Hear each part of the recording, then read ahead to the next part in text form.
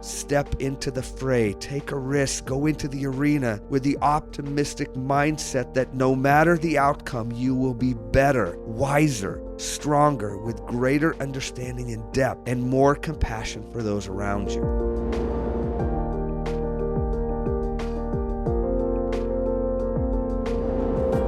My incredible friend, good day to you wherever you find yourself. Now, I'm recording this episode on World Mental Health Day, and I'll be super honest, I'm not even sure I realized there was a World Mental Health Day until someone way smarter than me and who pays attention to such things actually told me about it. But what kind of an individual and therapist would I be if I didn't give you 3 extraordinary tips that will for sure, undoubtedly help you to improve your mental health, your mental wellness? By the way, real quick, what is your mental health? I guess it's really the opposite of mental illness or mental unwellness, right? But in my mind, someone who has an extraordinary mindset, and that's what we're aiming for, by the way. I want that beautiful brain and mind of yours to run clean, tuned up, sharp, aware, flexible, and ready to take on the world, and I'm going to show you how. So for me, a powerful mind possesses or is working to nurture and build these 3 qualities. 1, a beginner's mindset, and I'll tell you about that in a minute. 2, a powerful mind is optimistic. And 3, a healthy mind is flexible. Now, you know I'm all about your psychology, in part because I want you to go into this life confidently, hungry, and ready to live deep and suck out all the marrow of life. I want you to stretch your perspective. I want you to change the way you see yourself, others, and the world around you to be more positive and helpful. So let's get to this first idea first. Number 1, a beginner's mindset. My brilliant person, tackle this life in a humble, open, and teachable way. In fact, the very purpose of life is to seek, it's to knock, it's to experiment, and by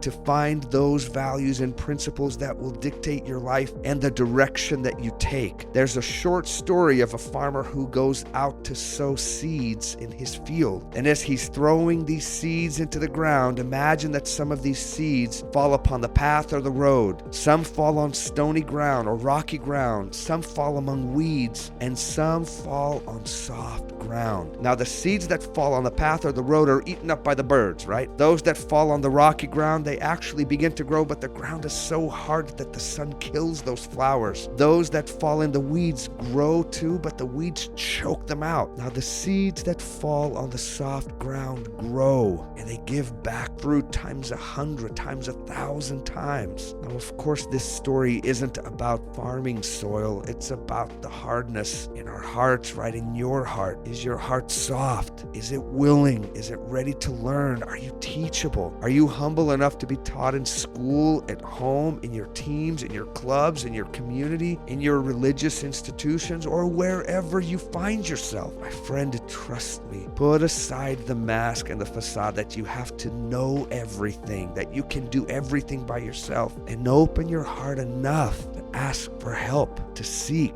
to become a scientist and learn. So that's tip number 1 for a healthy mind. Begin with a beginner's mindset, not a rigid, I know everything, and every time someone criticizes me or gives me feedback, I get offended and irritated because my heart is hard. Let's massage that lovely heart of yours and let's soften it up a bit and go into life with a beginner's mindset. Number 2, a powerful mind is optimistic. Optimism isn't wishful thinking. It's not being naive. Optimism is a skill. It's a perspective, a true perspective, by the way, that allows you to view life from a lens that says there is opportunity all around me. There's opportunity in the good, in the suffering, in my successes, and in my failures. This optimism realizes that every obstacle ultimately becomes the way and the path that you must tread and walk, and to do so in a beautiful and honorable way. An optimistic mind steps into the ring. It steps into the arena. In fact, I got to read this short quote to you because it's just genius. Here's the quote. It is not the critic who counts, not the man who points out how the strong man stumbles, or where the doer of deeds could have done them better. The credit belongs to the man who is actually in the arena, whose face is marred by dust and sweat and blood, who strives valiantly who errs, who comes short again and again, because there is no effort without error and shortcoming, but who does actually strive to do the deeds, who knows great enthusiasms, the great devotions, who spends himself in a worthy cause, who at the best knows in the end the triumph or high achievement, and who at the worst, if he fails, he at least fails while daring greatly, so that his place shall never be with those cold and timid souls who neither know victory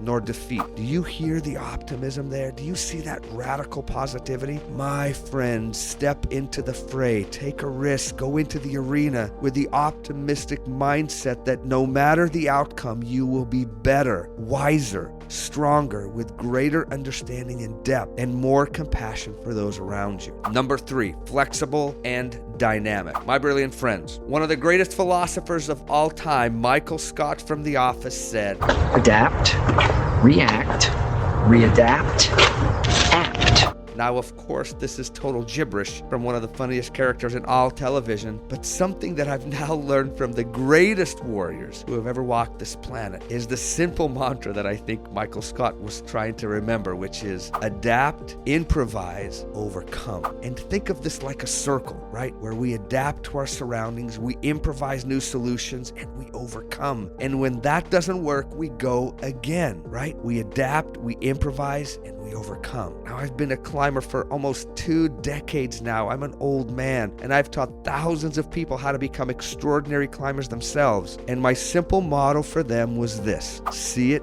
think it, climb it, over and over and over again, knowing that when failure came, they could simply reset, check where they're headed, think of it or plan it, and get back on the rock and climb it. My friend, this is the mindset that I want you to tackle every circumstance in your life, all the way from your friendships, your relationships, your math, your biology, or any other class, your job, your family relationships. Learn to act based on your very best values and principles you possess. Improvise, be willing to try new things that may be useful, and overcome, meaning continue on, never, ever stopping to do anything that is valuable and honorable. So my friend, for this very special day, which is really every day, adopt, inscribe these 3 steps into your mind, into your brain, into your heart. Write it out somewhere. These 3 steps to help you to have an extraordinary mental health, mental fortitude, and exceptional psychology that will help you to literally become invincible, in part because every circumstance becomes your curriculum. Every event builds the muscles, the mental, physical. Anyways, know that I'm always here for you, cheering and pulling for you to stay humble and to give to others in a fearless way.